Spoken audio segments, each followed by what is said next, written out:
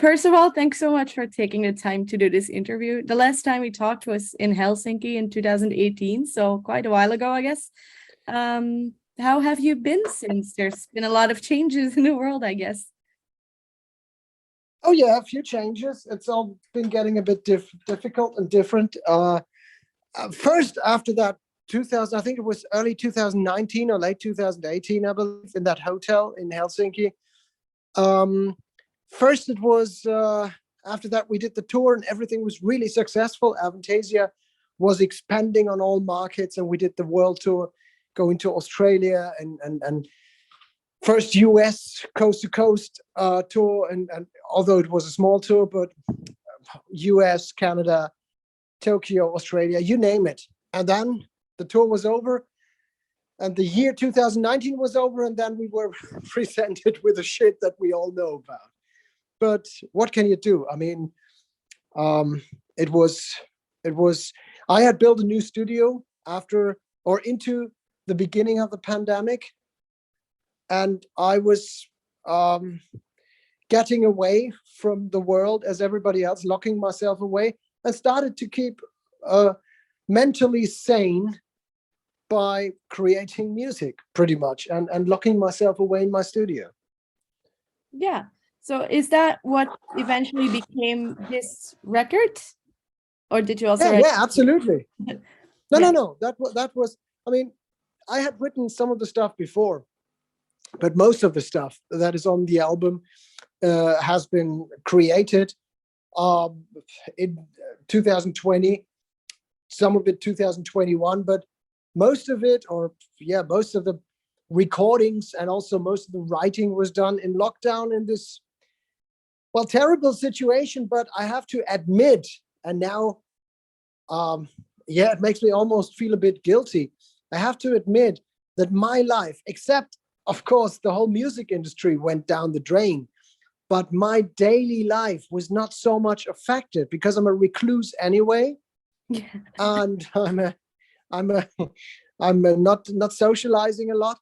So the difference actually was that, of course, besides the whole music industry being going down the drain, what was different was that I was presented with so much time, because there was such my whole life. Let's put it this way: my whole life in the music industry had been paced by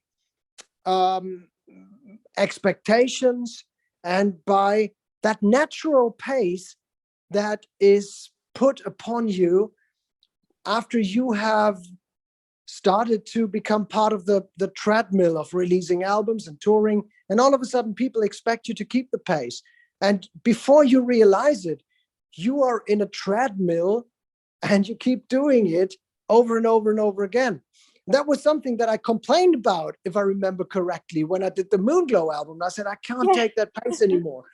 And with this new album, it was all of a sudden, it was completely out of the question that I was part of any pace, because the music industry was gone. Record stores were closing. Record companies said, oh, we can't release the album right now. Bands said, oh, we can't tour right now. There were no tours, no festivals, nothing. So for the first time in my life, I felt, if I take a little more time now, or if I am late, or if I get lazy, or if I just hide away for another 6 or 8 or 10 months, it's not gonna be my fault. Nobody's gonna say, oh, Toby, please hurry up a little bit, because there's no need to hurry up for anything. So I was out of the line of fire. I was not responsible anymore. And that felt good, I have to admit, even though I feel guilty. You shouldn't. Like, obviously, I think many bands shared that sentiment. And I feel like what's interesting about 2022, maybe, that all the albums that bands have been releasing were part of, this machine and the album cycle thing. They have been sounding really refreshing. So, and I think this album feels like that too, in my opinion, at least. But I don't know what your thoughts are about that. I think I have to say it's a very, very I don't know if it sounds more fresh or more exciting than any of the previous albums. I think, quite frankly, I think everything I've done is out of this world. but, but, so I don't know if this one is just, I mean, I don't know how much better you could be than the previous album. But no, seriously speaking, I think it's it's a very honest album. I have to say, okay, the previous album has been honest as well. Forget about that. Yeah. But it's a very deep album. It's very, a lot of the details for this album have been made by myself and been taken care of by myself, and that was a tendency I had also started for the previous album already. But this time, I think it was even more so, that you know, I was in lockdown. I had built a new studio again after I had built one for the Moonglow album. But I had just in January 2020, I had started to have a company built me a real professional recording studio in my house. So I was there in lockdown and I had all the time in the world and I had nothing else to do. And I had to do something to keep myself sane.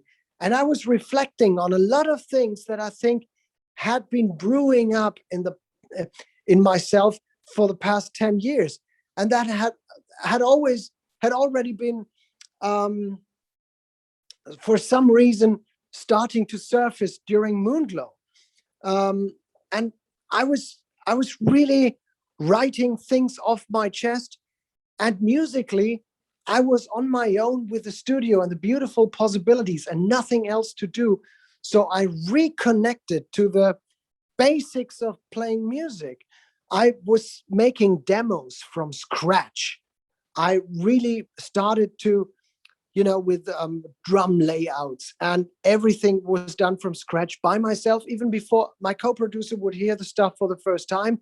So that meant I defined way more of the music from start that could not be really changed afterwards anymore. So that's why this album is much closer to my personal vision. It's exactly my personal vision, because I came up with most of that stuff while nobody else was there, even the arrangements. I did a lot of choirs myself. I was singing 7 out of 11 songs.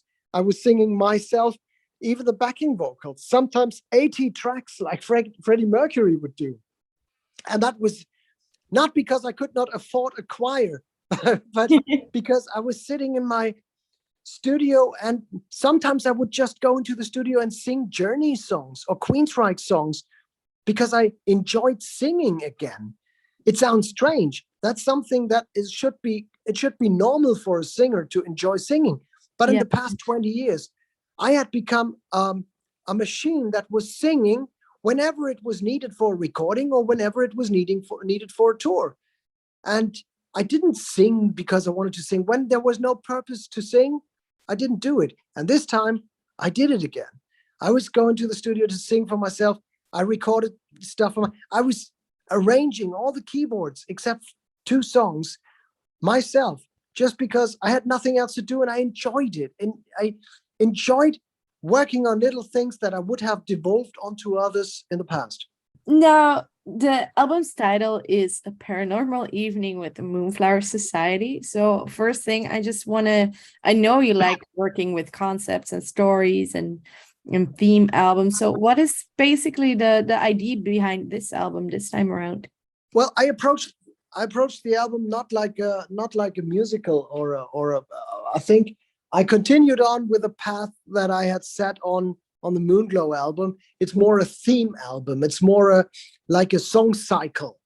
And I approached it like a visit to a magic theater, to a cabinet of wonders, and the gatekeepers who run that magic cabinet of wonders, the strange creatures that also welcome me every night I enter my studio. When I lock the studio door behind me, those invisible friends that I have there, my inspirations and the ghosts that take me and welcome me into my fantastic imagination and that fantastic parallel universe that Avantasia is, those folks I called the Moonflower Society.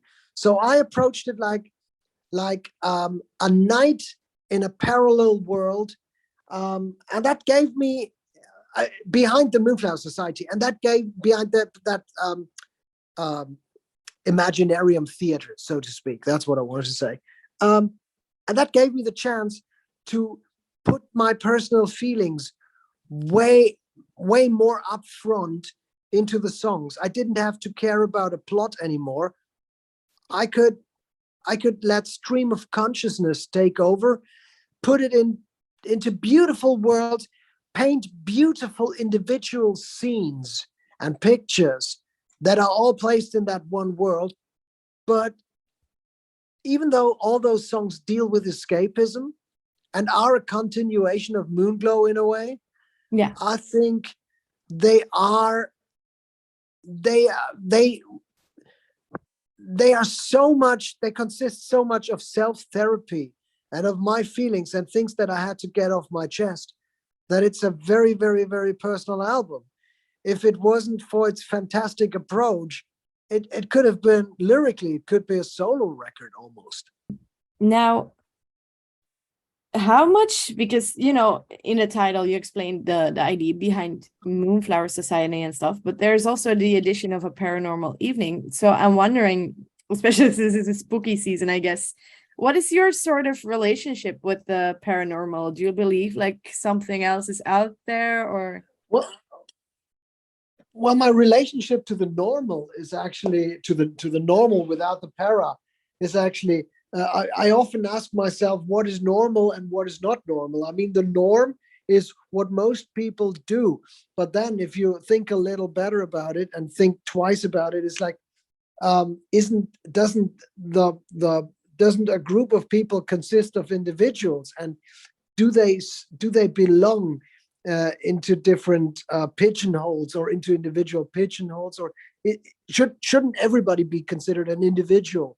And so if we agree on the fact that normal is what you see is what you get, and we believe in what we see, if we agree on that, then I have to say I believe in way more things. I can't really say, I don't believe that there are a lot of ghosts flying on around me right now, right here. So, but I do believe that I don't know everything that is going on. And I have a proof for that. I don't even know exactly how algebra works and the relativity theory. And I don't know much about nuclear science, and I can't explain it to you. And I don't see X-rays, and yet I don't doubt all those things exist. And I'm sure there's a lot of clever people who can explain those things, and they know they exist. So what I want to say is that I think there's way more than we can comprehend, and there's way more that our human brain is made to understand and to know. And that's how I approach it. And if we agree on the fact that normal means what you see is what you get, yes, I do believe in the paranormal. But that doesn't mean that I am going with an infrared sensor or infrared locator through old houses trying to spot ghosts. I don't do that. Yeah, well, I guess speaking of ghosts and such, the intro of the first track, Welcome to the Shadows, for me it had a very very Halloween soundtrack vibe to it, especially the opening theme. But I'm wondering, is that something that I maybe imagined, or is that something you consciously add in, maybe to add a little bit of spooky vibes to that song? It was really funny. The song came together. I woke up at night in front of the TV. Now that's not spooky. I fell asleep in front of the TV, so no paranormal activity here. So I fell asleep at 10 o'clock, woke up at 1 o'clock, and there was John Carpenter's Christine on TV, and I had seen it probably 15 times before, or maybe 7 times. Everybody's seen it a couple of times, and I watched it, and I was listening to the soundtrack, and I thought it's strange and interesting and remarkable how John Carpenter manages to create such a spooky atmosphere with relatively cheap 70s synthesizer sounds, track, but it Yeah. consists of artificial, cheapish 80s sounds or 70s sounds. So I said, that's inspiring. And I was going to my computer and to my studio, and I was starting to play around with my synthesizers and try to find interesting sounds. And I found some interesting sounds. And while playing around, the whole song came together in a few hours. It was based by, getting up at night and oh, wow, I have this idea. I should play around with those sounds, because usually Avantasia is all about orchestra and all about, orchestral orchestrations, symphonic orchestrations.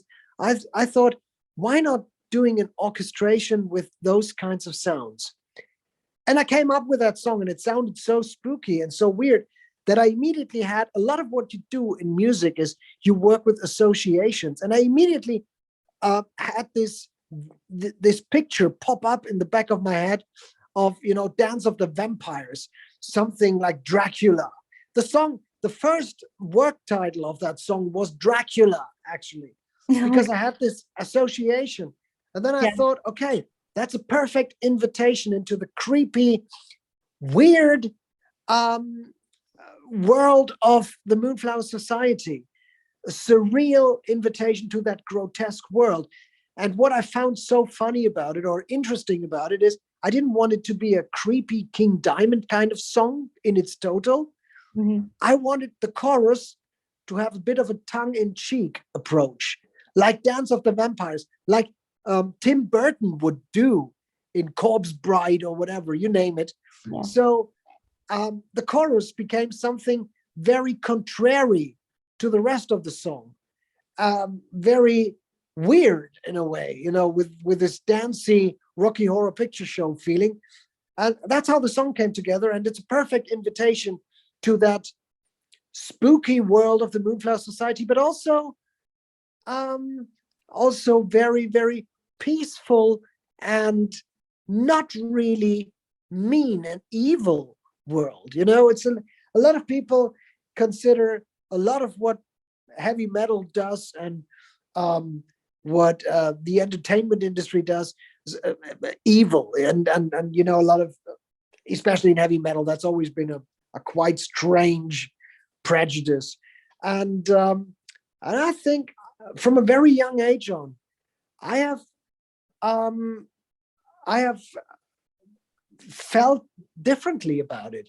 To me, those things have never been evil, and it's never been showcasing brutality or something.